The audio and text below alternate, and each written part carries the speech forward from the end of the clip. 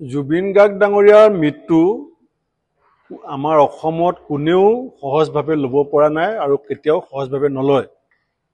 কিন্তু মুখ্যমন্ত্ৰী ডাঙৰীয়াৰ যিটো বক্তব্য বা গৃহ বিভাগৰ যিটো সিদ্ধান্ত যে 10 দিন অভিযুক্তসকলক, যাক অভিযুক্ত বুলি ইতিমধ্যে চৰ্চা হৈ আছে, তেওঁলোকক যিটো সময় দিছে, সেইটোত বহুতেই সন্দেহ প্ৰকাশ কৰিছে যে তেওঁলোকে আগতীয়া জামিন বা সুৰক্ষা কৱচ এটা বনাই লোৱাৰ সুযোগ দিছে নেকি বুলি এটা প্ৰশ্ন কিন্তু ইতিমধ্যে চৰ্চা হৈছে।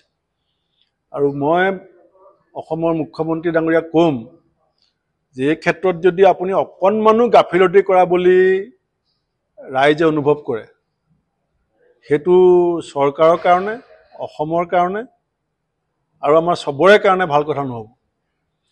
কাৰণ জুবিন গাৰ্গৰ মৃত্যু